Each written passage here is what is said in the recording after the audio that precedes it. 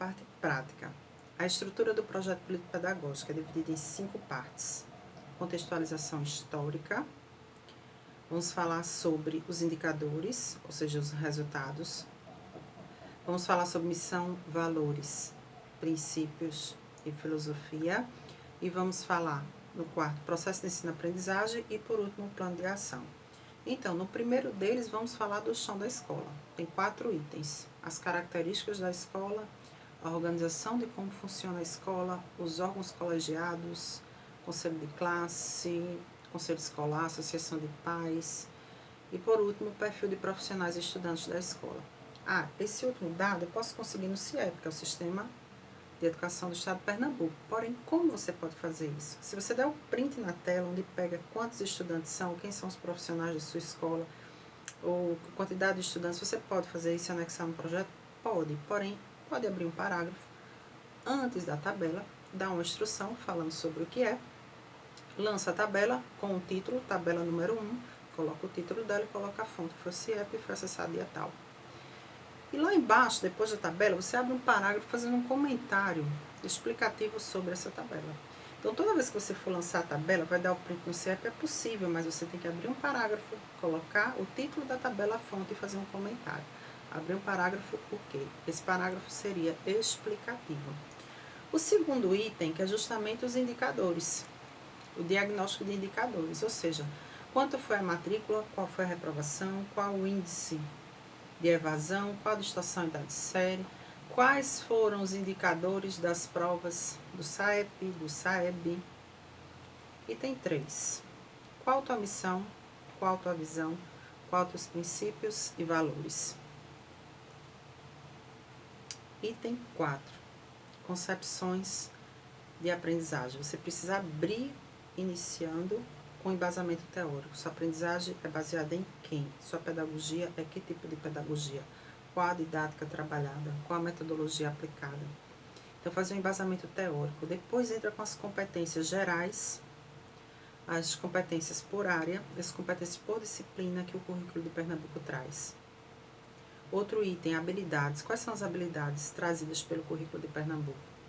E o último item, no processo de ensino-aprendizagem, é a avaliação.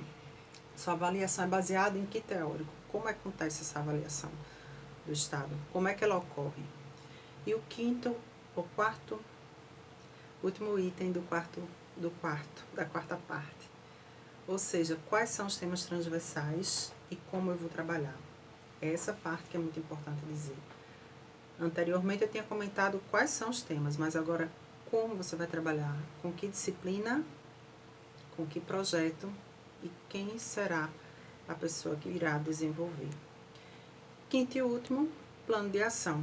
Pensamos já em tudo. Ok, maravilha, vimos os indicadores, vimos tudo. Agora teu plano de ação. Ou seja, qual a ação que a escola vai ter diante de toda essa realidade apresentada. Primeiro você vai definir os objetivos. Quais os teus objetivos de aprendizagem? E para o estudante aprender e desenvolver-se. Né? No currículo, o currículo de Pernambuco ajuda também a dizer isso. Determinar metas. Quais são tuas metas? Para o SAEP, IDEP, SAEB, IDEB. Descrever como desenvolve as competências gerais. Como você pretende desenvolver as competências gerais para garantir o direito de aprendizagem. Outro item. Como é que você pensa os materiais didáticos? Quais são os materiais didáticos que existem? Isso é tudo ação. Como é que você pensa em utilizá-los? Quais são as metodologias para a formação docente? Quais são os objetivos para a formação docente? E aí você vem definir metas, estratégias e responsável. Cria uma tabela onde vai explicar o que, como, quem e quando. Ou seja, uma meta. Então, o último item da quinta parte do plano de ação é uma tabela que você vai criar e definir tudo isso. Ou seja, a formatação é as regras da ABNT. Seguir a norma 10.520, 2002, que é a de citações, a 6023 de 2018, que é a de referências. E aí você coloca a margem do papel, fonte 3 para o lado esquerdo, 3 superior, 2 para o direito e 2 inferior. 2 centímetros e 3 centímetros. E aí o que ocorre? Você vai usar a fonte Times New Roman, tamanho 12, e o espaçamento 1,5.